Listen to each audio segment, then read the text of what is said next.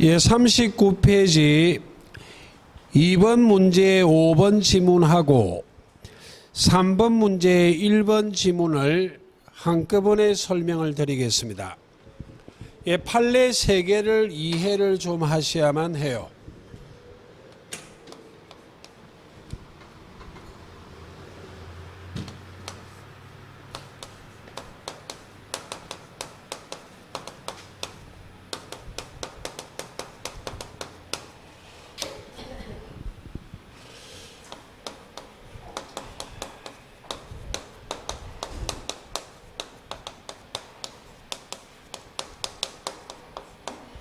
법률상 사실상 대출을 받을 수 없는 자라는 말이 등장하면 가장 대표적인 예가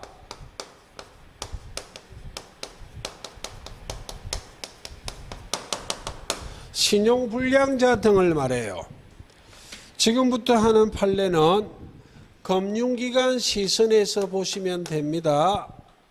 가령 갑이 법률상 사실상 대출을 받을 수 없는 자, 신용불량자 등이에요. 그럼 갑은 대출을 받을 수 없기 때문에 친한 친구인 을에게 부탁을 하고 병일한 금융기관과 대출 약정을 하고 있다고.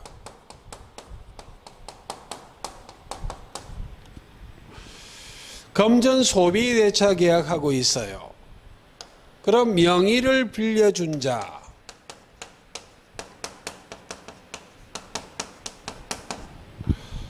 이 경우에 금융기관 시선에서 바라보면 대출금은 누구에게서 회수하겠다는 전제하 약정을 한 것이다. 명의대여자. 명의대여자에게 대출금을 회수해야 되기 때문에 이 대출 약정은 유효가 돼야만 해요. 유효가 돼야만 대출금 반환 의무를 부담하거든.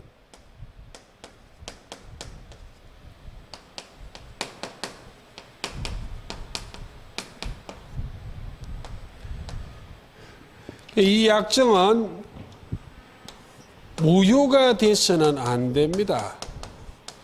무효가 되면 대출금 반환 의무를 부담하지 않는다고. 그럼 누구한테 대출금을 회수할 거냐고. 무효가 돼서는 안 되기 때문에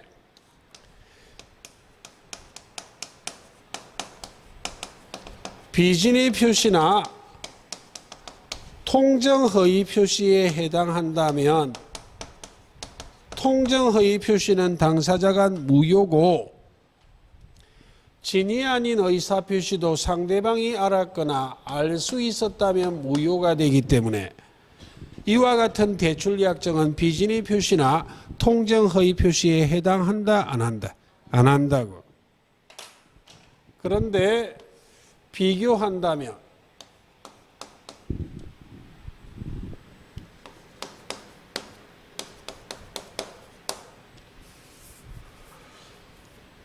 의미를 이해하라는 취지예요.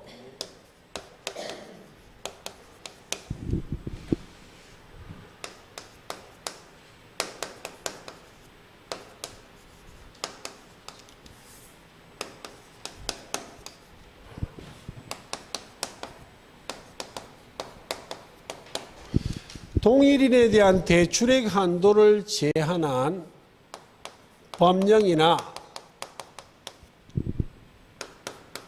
금융기관 내부 규정을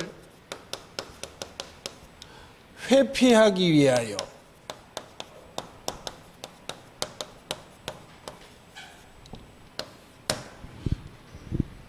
금융기관은 같은 사람에 대해서는 대출액 한도를 제한한다고. 그걸 회피할 목적으로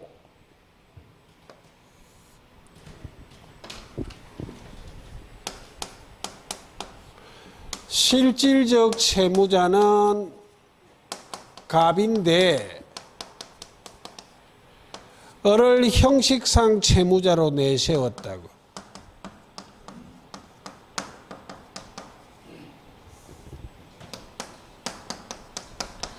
그 말은 을이 명의를 빌려 주었다는 말입니다.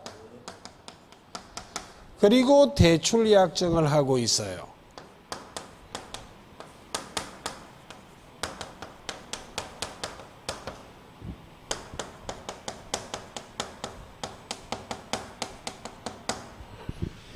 이 대출 약정은 유효가 될 수도 있고 무효가 될 수도 있어요.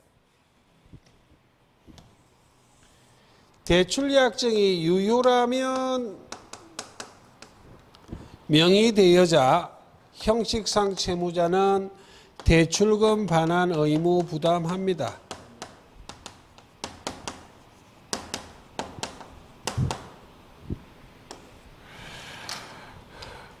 근데 대출 약정이 무효가 된다면 의무 부담하지 않아요. 무엇으로 구별할 것인가? 금융기관의 양해 사건이에요. 이 판례에서 말하는 양해를 무엇으로 이해하시면 된다고? 통정이에요.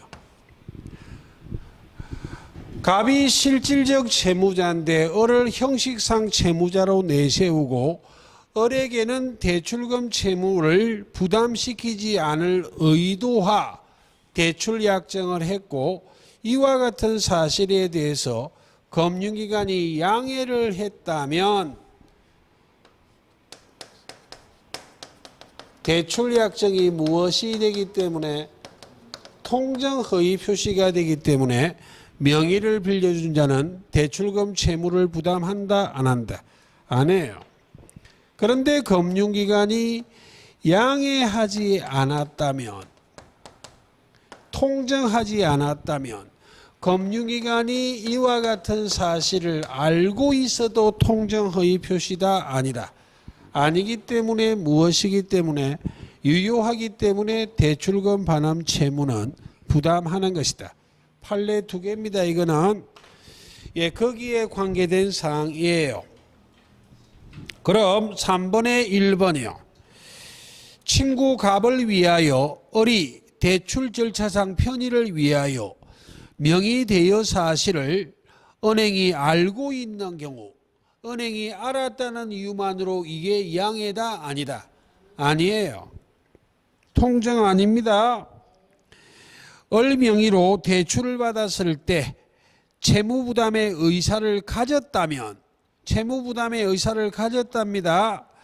이는 비진의 표시다 아니다? 아니에요. 이는 진위의 진위. 그래서 틀렸고 2번에 5번이요. 대출 한도를 넘은 갑을 위해 을이 대출 약정서에 주 채무자로 서명 날인한 경우 을이 명의 대여자예요. 은행이 이런 사실을 알았을 경우 알았을 경우에 언더라인 밑에 양의 X 양해다 아니다?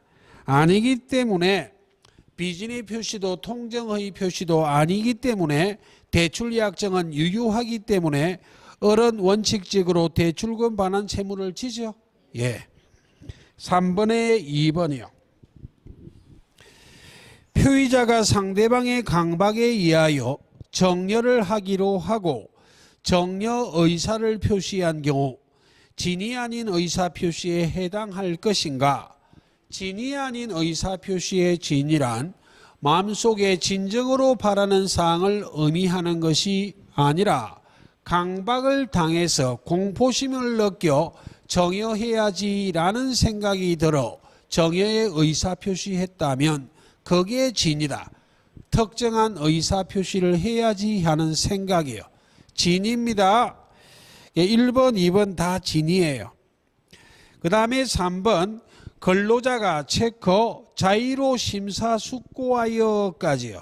중간 퇴직했다면 이는 진의로 중간 퇴직한 것이지 진이 아닌 의사 표시다 아니다? 아니에요.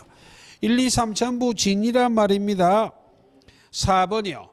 사직 의사가 전혀 없는 사기업의 근로자가 체커 사용자의 지시로까지요. 사용자의 지시 강요로 어쩔 수 없이 일괄사직서를 제출하여 어업 면직 처리된 그 경우는 이는 비진의 표시다 아니다. 비진의 표시잖아요. 사직의 의사가 없는 사기업의 근로자가 사용자의 지시 강요로 어쩔 수 없이 일괄 사표를 제출한 것은 비진의 표시에 해당하기 때문에 107조가 적용되기 때문에 이건 상대방이 진위 아님을 알았거나 알 수 있었기 때문에 무효가 돼요. 되겠죠? 예. 그 다음 5번이요.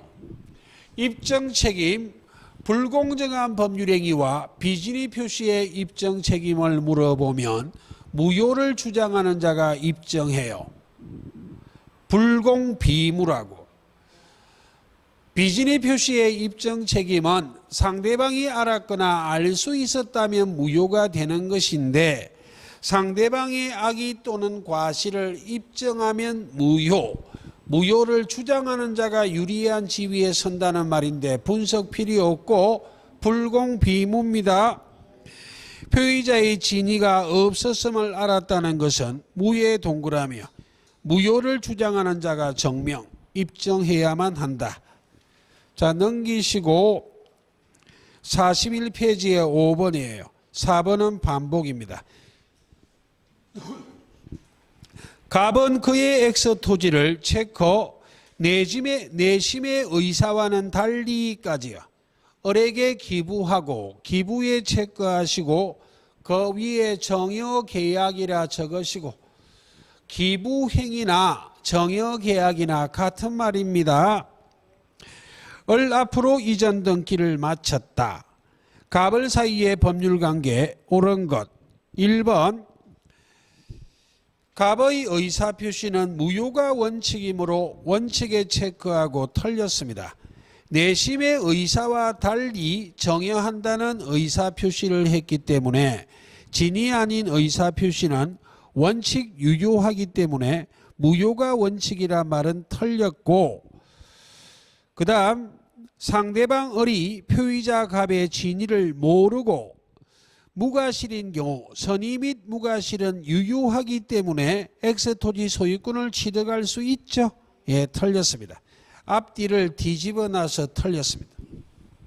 그 다음 2번 갑의 의사표시는 단독행위이므로 기부 정여 계약입니다. 틀렸고 비진의 표시가 적용되지 않는다. 그것도 틀렸습니다. 단독행위에도 107조는 적용되기 때문에. 그 다음 3번 갑의 진위 없음을 을이 알았을 경우 갑은 을의 악의를 증명하여 X토지 소유권을 갑에게 회복할 수 있고, 즉 다시 말하면 상대방이 알았거나 알 수 있었다면 무효가 되는데 상대방의 악의 또는 과실은 무효를 주장하는 표의자 갑이 입증한다. 그러므로 무효를 악의를 증명하여 무효를 주장하여 X토지 소유권을 표의자 갑에게 회복할 수 있고 까지는 맞고, 상대방 을은 갑에게 그로 인한 손해배상 청구할 수 있다. 그래서 틀렸습니다. 후반부가 약간 어려운데 후반부의 이야기. 진위 아닌 의사표시는 예외적으로 상대방이 알았거나 알 수 있었을 경우에 무효가 돼요. 그럼 무효가 됐다면 법률행위가 처음부터 아무런 효력이 없기 때문에 서로 법률효과를 침해하는 것처럼 보이는 채무불이행위나 불법행위가 있다 할지라도 처음부터 무효, 아무런 효력이 없기 때문에 손해는 있다 없다? 없어요. 손해배상 청구 못합니다. 예, 그게 틀렸네요. 그 다음에 네 번째, 상대방 을이 통상인의 주의만 기울였어도 갑의 진위를 알 수 있었다면 그 밑에 과실이라 적으시고, 과실은 일종의 부주의, 주의를 기울였더라면 알 수 있었을 것을 주의를 기울이지 못해서 모른 것을 과실이라 말해요. 상대방의 과실을 이야기하고 있습니다. 비진의 표시는 무효로서까지는 맞네요. 상대방이 표의자의 진이 아님을 알아도 무효고 알 수 있어도 무효이기 때문에 악의도 무효고 과실도 무효다. 악의 또는 과실이 있다면 무효가 된다. 무효로서 상대방 을은 X 토지의 소유권을 취득할 수 없다. 예, 4번이 맞네요. 5번 상대방 을이 진이 아님을 알고 토지를 병에게 양도한 경우 체커 병언까지요. 갑의 진위를 가로 알든 모르든까지요. 유효하게 소유권을 취득할 수 없다. 그래서 틀렸습니다. 진이 아닌 의사표시의 무효는 선의의 제3자에게는 대항할 수 없다. 제3자 병이 선의라면 무효를 대항, 주장할 수 없기 때문에 소유권을 취득할 수 있고 제3자 병이 알았다면 악이라면 무효를 대항할 수 있기 때문에 병은 소유권을 취득하지 못한다.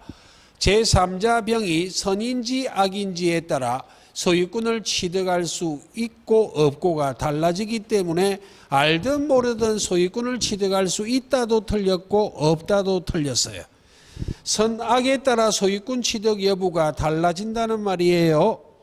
그 다음 6번부터는 요약집 25페이지부터 참조하시고 통정허위 표시에 관한 문제입니다. 갑은 자기 아파트에 대해 채권자 A의 강제집행을 면탈할 목적으로 을과 통정하여 을 명의로 이전 등기하였다. 그 후 을은 이 사정을 모르는 병에게 체크요. 그 아파트를 매도하여 병 명의로 이전 등기를 격려하였다. 다음 중 틀린 것은 구조는 갑을이 통정허위 표시, 가장매매 등을 했고 가장매수인 을이 선의의 제3자에게 또다시 매매하고 등기를 격려했다는 구조예요.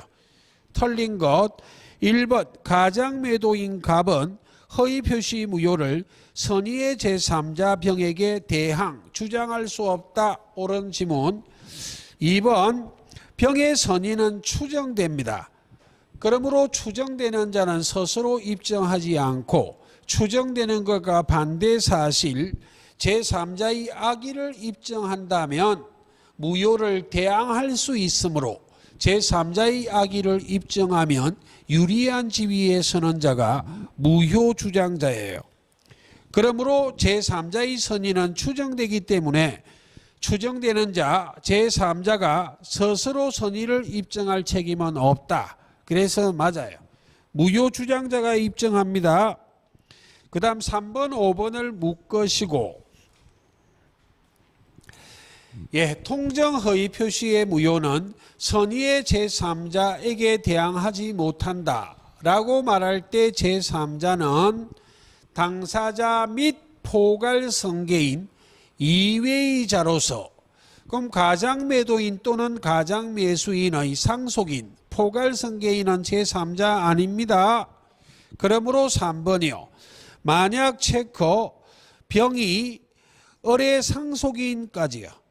이거 허위 표시를 몰랐다 할지라도 가장매수인 을의 상속인 포괄성계인 병은 선의의 제3자 보호규정의 제3자에 해당되지 않기 때문에 가장매도인 갑은 허위 표시의 무효를 선의인 병에게 대항 주장할 수 있다. 있다의 체크. 옳은 지문입니다. 당사자 및 포괄성계인 이외의 자로서 허위 표시에 기초하여 새로운 법률상 이해관계를 맺어야 되기 때문에 가장양수인과 거래해야만 하지 통정허위 표시, 가장매매에 앞선 제3자는 법률상 보호되는 제3자 아니에요. 그러므로 5번 가장매도인 갑, 가장매수인 을 사이에 허위 표시의 체크 앞선이요.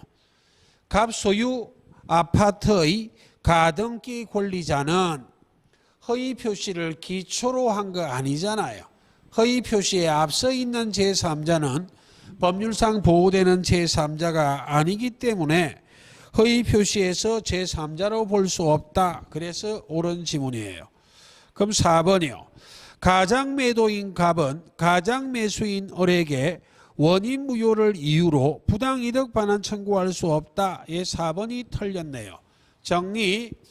법률행위가 무효인 경우 103조가 아닌 개별 규정에 따라 무효가 된 것은 103조를 적용하지 않습니다. 103조를 위반하여 무효가 돼야만 불법 원인급여에 해당하여 부당이득 반환 청구할 수 없지만 103조가 아닌 개별 규정 108조 통정허위 표시에 따라 무효가 된 것은 103조를 적용하지 않기 때문에 이행한 것이 불법 원인급여에 해당하지 않으므로 부당이득 반환 청구할 수 있어요. 예, 틀렸네요. 그 다음 7번을 확인합니다. A는 B와 짜고서 자신의 부동산을 B에게 허위로 매도하고 짜고 허위로 매도 가장매매 통정허위 표시요 소유권 이전 등기도 격려하였다. 그 후에 체커 선의의 시의가까지요.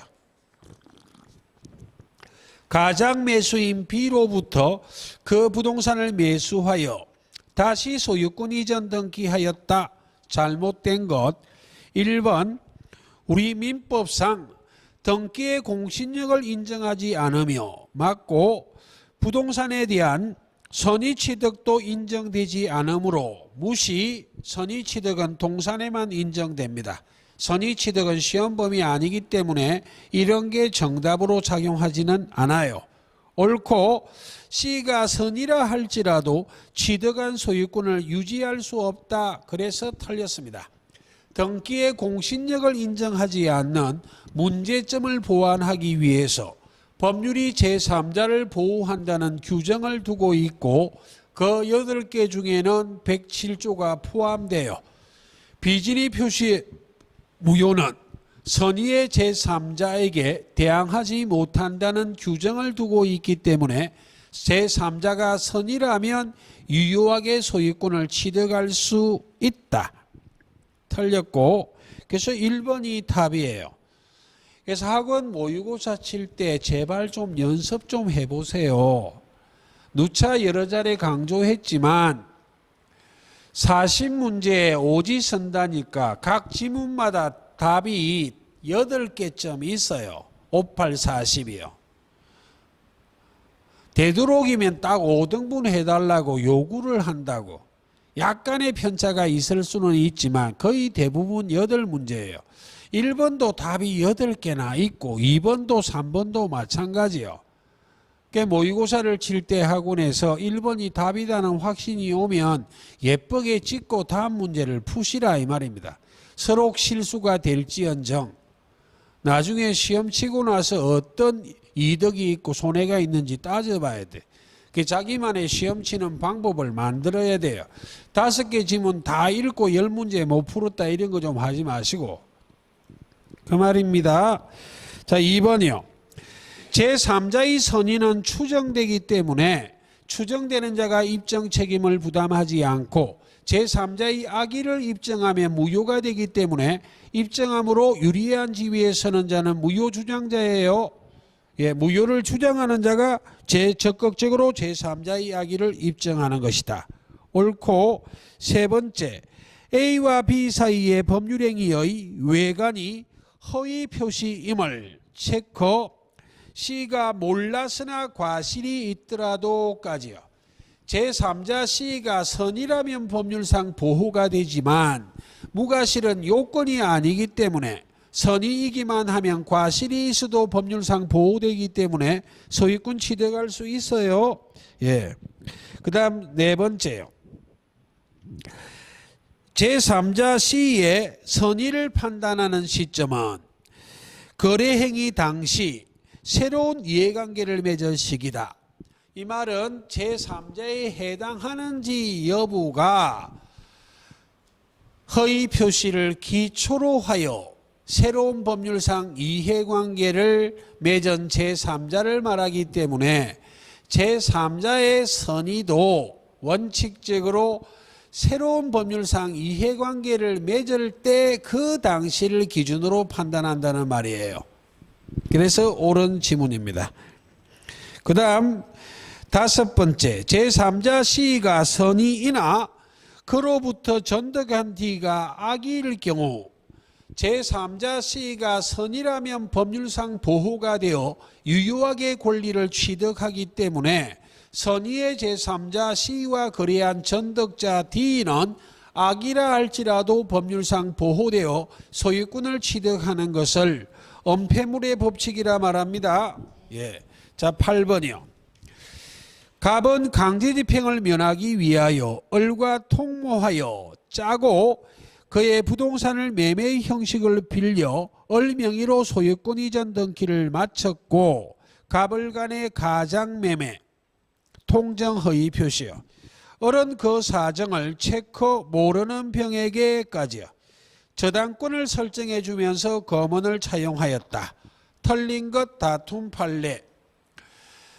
자, 가장매수인과 거래한 제3자는 매매만 해야 되는 게 아니라 저당권 설정에도 똑같아요. 예. 모르는 병, 선의의 제3자 병입니다. 예, 털린 것. 1번, 갑을 사이의 매매계약은 가장매매, 통정허위 표시로 무효이다. 2번, 가장매도인 갑은 가장매수인 을에게 진정명의회복을 원인으로 한 소유권 이전 등기 청구할 수 있다. 이건 할 수 있어요. 왜? 가장매도인은 종전에 소유권도 있었고 등기도 있었잖아요. 그럼 갑을 간의 가장매매는 통정허위 표시로 당사자 간에는 무효이기 때문에 을 명의로 등기가 되어 있어도 을은 무권리자고 진정한 권리자는 가장매도인 갑입니다. 그럼 등기부상의 현재 소유권의 등기 명의인이 무권리자 을일 때 진정한 소유자인 갑은 을의 등기를 말소등기 청구할 수도 있고 말소등기가 여의치 아니할 때 진정명의 회복을 등기 원인으로 한 소유권 이전 등기도 할 수 있습니다. 예. 그 다음에 3번이요. 제3자 병의까지 체크. 다시 체크 과실로까지요. 가장매매 사실을 다시 체크 모른 경우 제3자가 모른 경우 선의라면 과실로 과실이 있어도 보호될 수 있죠. 법률상 보호되는 제3자는 선의이기만 하면 되지 무과실은 요건이다 아니다. 아니기 때문에 선의의 제3자 병은 유효하게 권리를 취득할 수 있으므로 병의 저당권은 보호되죠. 예, 그 말입니다. 그 다음 네 번째, 제3자 병의 저당권 실행으로 가장매도인 갑에게 손해가 발생했다면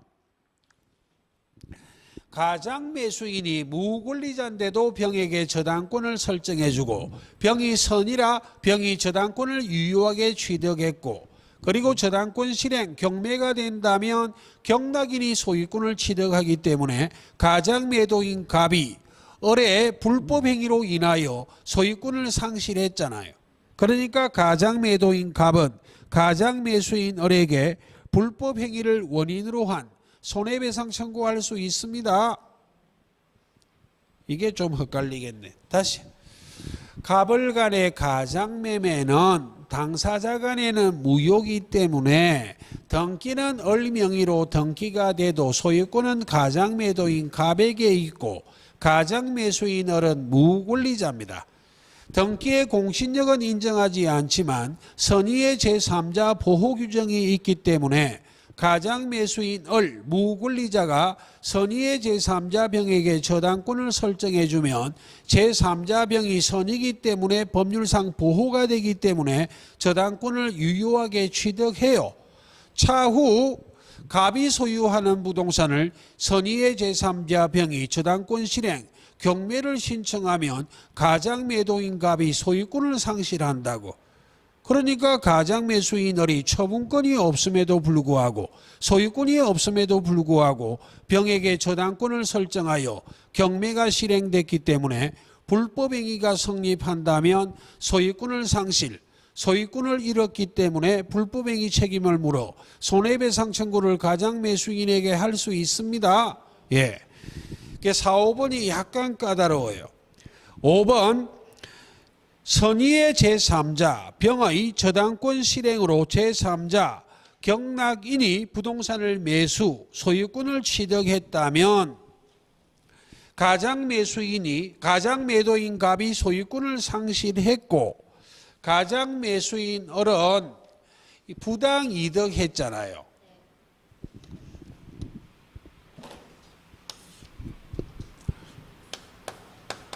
자, 칠판 한번 보시고 다 적지는 않을게요. 가장 매매는 가장 매도인, 가장 매수인, 당사자 간에는 무효거든.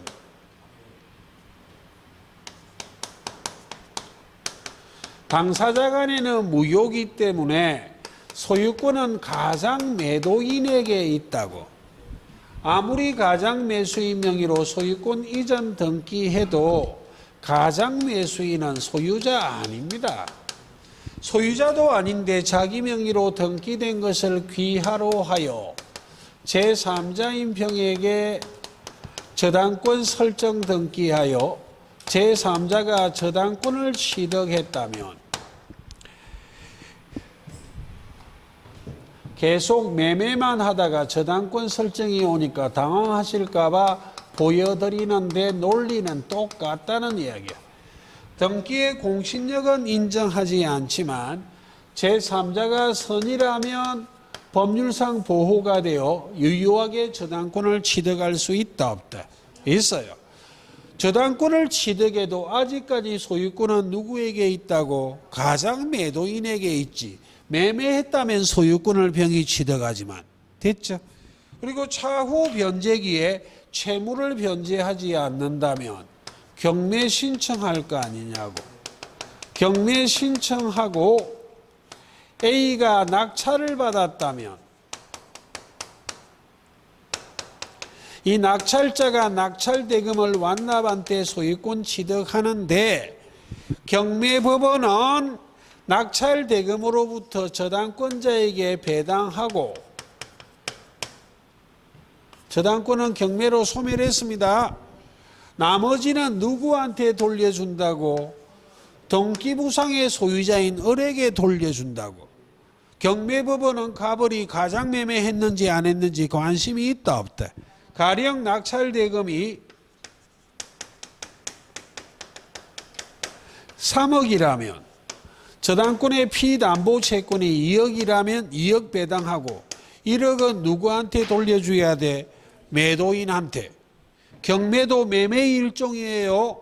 법률 규정이지만. 그러니까 가장 매수인이 무권리자임에도 불구하고 배당하고 나머지를 돌려받았기 때문에 무엇을 했다고? 부당이득했잖아요. 그래야 가장 매도인이 가장 매수인에게 부당이득 반환 청구할 수 있다 없다? 있어요. 그 말입니다. 예. 그래서 4번, 5번이 좀 어렵네요. 없다고 돼 있어 틀렸습니다. 왜냐하면 부당이득 반환 청구할 수 있는 이유가 반사의 질서행위 아니죠. 108조에 따라 무효가 됐기 때문에 불법 원인급여에 해당하지 않으므로 부당이득 반환 청구할 수 있습니다. 자, 넘기시고 10번이요. 9번은 반복이에요. 갑은 자기 소유 토지를 을에게 체커 정여요 하기로 약정하였다. 그런데 세금 문제를 우려하여 을과 짜고의 체커요. 마치 매매계약을 체결한 것처럼 꾸며 매매의 체커요. 을 앞으로 이전 등기하였다. 다음 중 옳은 것은 10번은 앞의 문제와 차이점은 정여계약이란 언닉행위가 있다고. 갑을 간의 짜고 매매, 가장 매매는 통정허위 표시에 해당하여 무효이지만 숨어있는 행위, 정여계약, 언닉행위는 통정허위 표시 아닙니다. 언닉행위는 법률행위 유효요건을 갖추고 있다면 언닉행위인 정여계약은 유효하다. 옳은 것 1번 매매계약은 유효하다. 통정허위 표시로 무효다. 1번 매매의 체크 틀렸고 2번 정여의 체크야. 언닉행위로 유효하다 틀렸고, 그럼 거기에 4, 5번을 묶으시고 2번으로부터 3번으로 화살표, 4, 5번으로 화살표. 결국 3, 4, 5는 2번으로부터 파생되는 지문이에요. 2번 정역계약은 언닉행위로 유효하기 때문에 3, 4, 5의 결론을 보자. 3번이요. 가장매도인 갑은 가장매수인 을을 상대로 이전 등기의 말소를 청구할 수 없다. 정역계약이란 언닉행위가 유효하기 때문에 가장매수인 을은 소유권 취득해요. 그러니까 가장매수인 을 명의의 등기는 말소등기 청구하지 못한다. 4, 5, 4번 가장매수인 을이 이런 사실을 체크 모르고 있는 병에게까지요. 5번 가장매수인 을이 이런 사실을 체크 알고 있는 병에게. 더 이상 체크할 건 없네요. 정역계약이란 언닉행위가 유효하기 때문에 3번 가장매수인 을은 유효하게 권리를 취득하기 때문에 유효한 권리자인 가장매수인 을과 거래한 제3자는 선악불문하고 유효하게 권리를 취득할 수 있다 없다? 있잖아요. 그래 둘 다 틀렸지. 가장매수인 을이 이 사례는 유효하게 소유권을 취득했기 때문에 가장매수인 을과 거래한 제3자는 선악불문하고 유효하게 소유권을 취득할 수 있으므로 병명의의 등기는 말소등기 청구할 수 있다 없다? 없잖아요. 둘 다 있다라 돼 있어 다 틀렸다고요. 11번은 10번과 유사한 문제예요. 12번은 다음 페이지에 13번과 유사합니다. 자, 13번을 확인합니다. 자, 13번을 보기 전 다시 한번 통정허위 표시의 무효는 선의의 제3자에게 대항하지 못한다 라는 규정을 두고 있는 상대적 무효예요. 그때 법률상 보호되는 제3자는 당사자 및 포괄성계인 이외의 자로서, 그러니까 상속인 포괄성계인은 제3자 될 수 없어요. 또한 허위 표시를 기초로 하여 새로운 법률상 이해관계를 맺어야 되기 때문에 당사자도 상속인도 아닌 자 중에 허위 표시를 기초로 새로운 법률상 이해관계를 맺어야 되기 때문에 가장양수인, 즉 가장매수인과 거래한 자는 대부분 제3자예요. 그런데 가장매매에 앞서서 존재하는 제3자는 제3자다 아니다? 아니에요. 그럼 이론할 때 생략한 거 하나 더 보여드릴게요.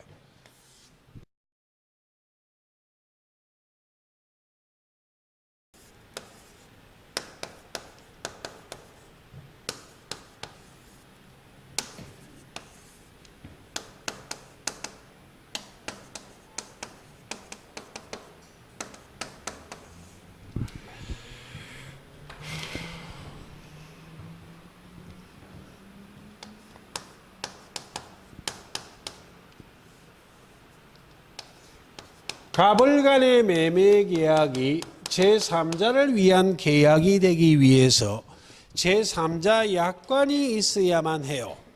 제3자 약관이라는 이야기는 이 제3자가 이 제3자를 위한 계약으로부터 직접 권리를 취득하는 약관을 말한다고. 직접 권리를 취득한 약관을 말하기 때문에 이 제3자는 일정한 경우 당사자처럼 취급해요. 당사자처럼 취급하는 경우가 있다.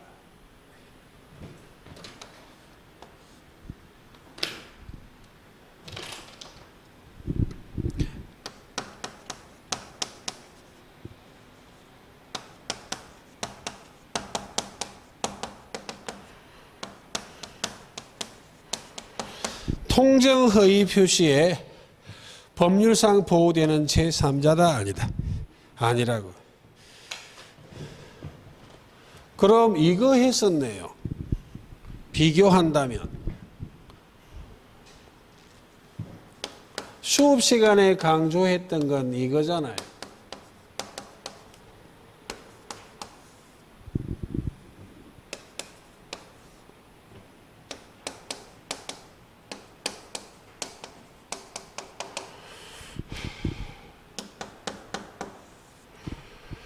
논리가 똑같습니다. 법률상 보호되는 제3자다 아니다. 아니다. 이건 이렇게 했었지. 제3자를 위한 계약을 체결함에 있어 요약자가 낙약자를 사기한 경우 낙약자가 사기당했다는 걸 취소한 경우 이 제3자가 선이라 할지라도 법률상 보호되는 제3자다 아니다. 아니기 때문에 이 취소를 선의의 제3자의 수익자에게 대항할 수 있다. 여기까지는 같은 논리예요. 제3자는 법률상 보호되는 제3자다 아니다. 아니다. 근데 이 경우는 이건 욕심내지 않습니다. 이 두 가지는 시험에 제법 자주 물어보지만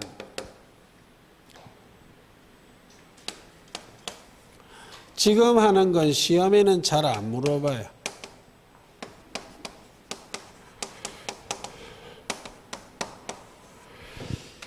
갑을 간의 제3자를 위한 계약을 체결함에 있어 제3자가 요약자 또는 낙약자를 사기쳤다면 제3자의 사기는 법률상 보호되는 제3자랑 다른 말입니다. 제3자의 사기에는 해당해요. 그 말은 갑이 사기당했다면 갑이 띨띨이잖아. 띨띨이. 사기를 당해서 의사표시한 자. 그리고 을과 거래했으니까 상대방이요.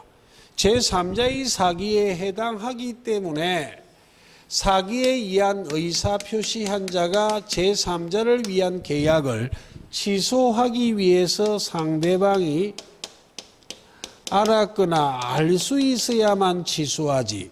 선의 및 무과실이라면 취소한다 못한다. 못한다. 제3자의 사기에서는 제3자에 해당해요. 빌어먹을 이 수익자가 우리를 애를 먹이고 있다. 그렇지만 법률상 보호되는 제3자다 아니다. 아니다. 당사자처럼 취급해요. 이것도 지금 법률상 보호되는 제3자입니다. 통정허위 표시에 제3자에는 해당한다 안 한다? 안 한다고. 그래서 13번 통정허위 표시의 무효는 선의의 제3자에게 대항하지 못한다. 는 규정의 제3자에 해당하는 자를 모두 골라라 라고 되어 있습니다. 자, 이것 먼저 쉬운 것부터 하고, 자, 기억해야 되는 것부터 하고 갈게요. 대리인의 통정허위 표시에서 본인의 체크요. 대리인과 본인은 법률상 동일시하기 때문에 대리행위에서 대리인이 통정허위 표시를 해도 대리인과 본인은 동일시하기 때문에 제3자다 아니다. 아니라고. 그 다음 리얼 제3자를 위한 계약에서 제3자 체크요. 법률상 보호되는 제3자다 아니다. 아니다. 그 다음 비업 상속인 체크요. 가장양도인 또는 가장양수인의 포괄성계인 상속인은 제3자다 아니다. 아니다. 이 세 개는 꼭 기억해야 돼요. 그 다음에 미음은 약간 말이 까다롭네요. 가장양수인의 체커 일반 채권자예요. 그자도 제3자는 아닌데 미음은 몰라도 돼요. 통정허위 표시하기 전에 가장 매수인의 일반 채권자가 있었다면 이런 자들은 허위 표시를 기초로 하여 새로운 법률상 이해관계를 맺지 않았다는 예인데 얘가 약간 미흡해요. 정확한 수술이 없어. 그럼 기억, 자 묶어 볼게요. 이렇게 묶으시라 이 말입니다. 줄을 찍으면 혼선이 올 수 있으니까. 통정 허위 표시에 의한 채권을까지요. 가장 채권을 감유한 자는 통정 허위 표시를 기초로 하여 감유, 새로운 법률상 이해관계 맺었죠. 예, 그다음 니은도 묵습니다. 통정 허위 표시에 의해 설정된 전세권에 대해까지요. 가장 전세권에 저당권을 설정받았다는 말은 통정 허위 표시를 기초로 새로운 법률상 이해관계 맺은 거 맞습니다. 예, 기억 니은은 이런 예는 예시에 불과하기 때문에 암기하는 게 아니고 오히려 이런 유형의 문제가 등장하면 정답을 찾는 방법으로 디귿, 리얼, 피업이 시험 지문에 자주 등장하기 때문에 이 정도만 알아도 정답은 찾을 수 있어요. 이게 너무 어렵기 때문에 민법 전반을 다 알아야 해결이 되는 부분이기 때문에 최소한을 기억한다고. 그래서 방금 말했던 세 개를 기억하고 문제 한번 풀어보자고. 해당하는 자, 디귿, 리얼, 피업은 선택하면 안 돼요. 그러니까 2번 틀렸고 3번 틀렸고 4번 틀렸고 5번 틀렸잖아. 그럼 잘 몰라도 답은 몇 번이다. 그래서 이건 몇 개인가 이렇게는 묻지는 않습니다. 그리고 무식하게 6개씩 이렇게 안 물어봐요. 5개 이상은 반칙이에요. 5개를 초과하면 반칙이라고. 보통 최근은 4개쯤 나와요. 좀 심하면 5개. 그래서 부담 갖지 말고 이런 게 3, 4년에 한 번씩 물어본다고 교재에 있는 모든 예를 암기하지 않고 제가 강조하는 몇 가지만 기억하면 정답 찾아낼 수 있습니다. 예, 부담 갖지 마시고. 그 다음 14번입니다. 예, 요약집 28페이지부터 참조하시고 착오에 의한 의사표시입니다. 틀린 것, 다툼 판례. 1번 첫째 줄 법령상의 제한 체크요. 둘째 줄 마지막 동기의 착오 체크요. 그럼 법령상의 제한은 원칙 동기의 착오라 말은 취소할 수 있다 없다? 없어요. 법령상의 제한의 대표적인 예가 공장을 경영하는 자가 공장을 신축할 목적으로 토지를 매수했는데 그 토지에 공장을 건축할 수 있는지 여부를 조사, 확인조차 하지 않고 매수한 것은 중과실이 있다 해서 주로 물어보는데 그 논리하고 똑같아요. 그럼 이 경우 매수인이 법령상의 제한 때문에 매수한 토지를 매수한 목적대로 사용 못하는 거잖아. 이 법령상의 제한은 중요 부분의 착오다, 동기의 착오다. 동기의 착오에 불과하기 때문에 취소할 수 없어요. 그 다음에 2번, 5번을 묶으시고 중요 부분의 착오 중에 가장 중요한 내용 각각 둘씩 꼭 기억해야 됩니다. 토지의 현황, 경계에 관한 착오는 원칙적으로 중요 부분의 착오입니다. 그 중에 현황에 관한 착오를 시험에 자주 물어보는데 현황에 관련된 대표적인 예가 면적을 엎조리고 있는데 면적 아니에요. 면적의 부족은 면적의 부족을 말해요.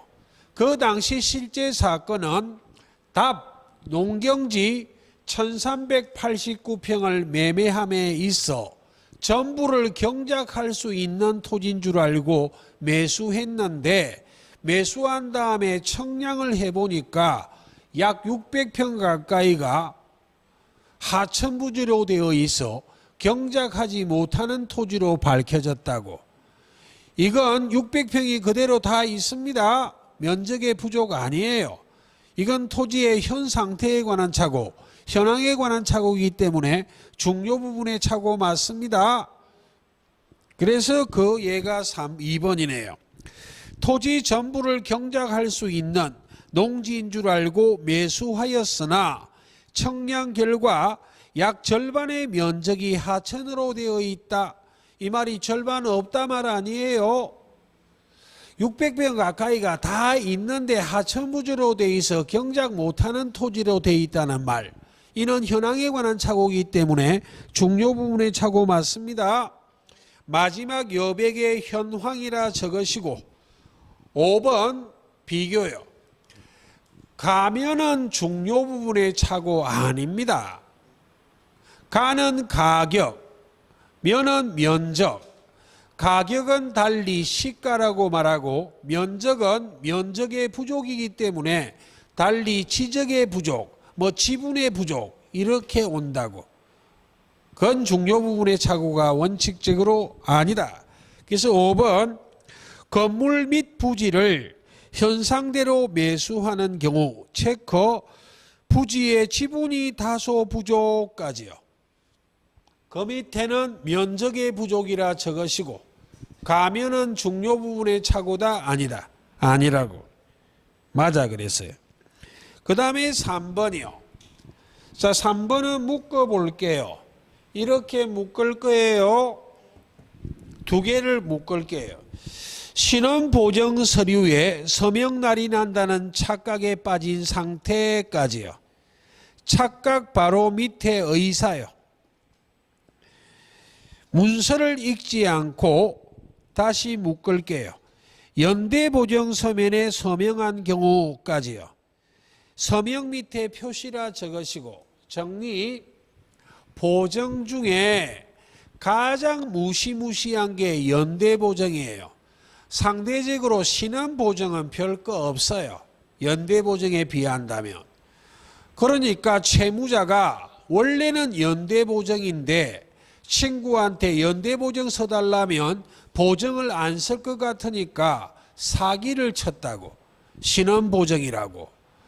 그럼 친한 친구니까 보정이니 신원보정을 거절하기는 참 힘들잖아요. 그래서 보정을 서준 사건인데 문서를 읽지 않았습니다. 보정인이 띨띨해서 주로 실무는 채무자가 사기쳤기 때문에 서류를 못 읽도록 방해를 해요. 계속 현혹을 시키거든. 신원보정인데 별거 없다 친구야 부탁 좀 할게. 그래 친구가 며칠 고민하고 좋다 신원보정이라면 서줄게 라고 말하면 별거 없고 여기 사인 몇 개 하면 된다 해서 그냥 사인 받아버린다고요. 나중에 채권자가 변제하라 요구에 들어오는데 보니까 연대보정이라고. 혹 신원보정을 써도 우리는 꼭 서류를 읽어야 됩니다. 되도록이면 보정 안 써야 되고 보정을 쓸 때는 채무자가 꼭 나빠서라기보다는 꼭 보정이 필요하니까 속이는 경우 많아요. 꼭 읽어야 돼. 그럼 의사는 신원보정, 표시는 연대보정. 의사와 표시의 일치다 불일치다. 서로 채무자가 보정인을 사기쳐도 의사와 표시의 불일치이기 때문에 이는 착오의 문제다 사기의 문제다. 착오의 문제예요. 착오에 의한 의사표시로 취소할 수 있을지언정 사기의 문제가 아니기 때문에 사기에 의한 의사표시로 취소 못해요. 그러므로 사기 체크요. 로 취소할 수 없고 없고의 체크요. 언더라인 표시상의 착오에 언더라인하고 착오의 동그라미. 표시상의 착오도 착오의 한 유형입니다. 표현을 이렇게 적었지 이 말이 결국 이는 의사와 표시의 불일치이기 때문에 사기의 문제가 아니라 착오의 문제다. 사기에 의한 의사표시로 취소할 수 없고 착오에 의한 의사표시로 취소할 수 있을 뿐이다 라는 표현입니다. 예, 옳은 지문이에요. 그 다음에 네 번째요. 동기표시서를 말합니다. 동기의 착오는 원칙적으로 착오가 의사표시의 구성요소가 아니기 때문에 착오의 문제가 아니다. 착오에 의한 의사표시로 취소할 수 없다. 다만 예외적으로 동기가 표시됐거나 동기가 표시되지 않아도 상대방으로부터 유발된 동기의 착오는 예외적으로 착오에 의한 의사표시로 취소할 수 있다. 그때 예외 동기 표시설의 표시는 동기가 표시되고 법률행위 내용으로 되어 있다고 인정되면 족하지 합의까지 요하지는 않는다. 확 줄여 변화는 합의를 요하는지만 변화가 되기 때문에 동기의 착오, 예외, 취소할 수 있는 요건, 표시란 합의를 요한다, 요하지 않는다. 요하지 않아요. 4번 동기의 착오로 취소하기 위해서 동기를 의사표시 내용으로 삼기로 하는 데 대하여 상대방과 체커 합의요. 합의를 요한다, 요하지 않는다. 요하지 않기 때문에 이루어져야 한다. 틀렸어요. 딴 건 설명드렸죠. 15번은 반복이고 첫째 날이니까 그만해야 되겠네요. 그럼 어중간하지만 16번부터는 다음 주에 설명을 드립니다. 보시다시피 문제풀이가 시간이 많이 걸려요. 욕심대로 하면 요약집을 다 설명하고 풀어드리고 싶지만 그랬다가는 뒤에 또 못 풀기 때문에 할 수 없이 요약집은 일정 부분 눈으로 확인해야 될 것은 같이 확인하고 그렇지 않은 것은 여러분이 좀 확인하셔야 됩니다. 그래서 여기까지고 자, 이번 토요일 일요일은 민법 테마 특강이 있습니다. 테마별로 주제별로 시험에 가능한 모든 것들을 전반을 전부 한번 정리해야 되기 때문에 허용되면 꼭 들어야 됩니다. 다른 것보다는 특히요. 이제 이거 하고 나면 특강은 거의 없어요. 그래서 이번 토요일 일요일 이틀 양일간에 걸쳐서 민법 테마 특강을 해야 됩니다.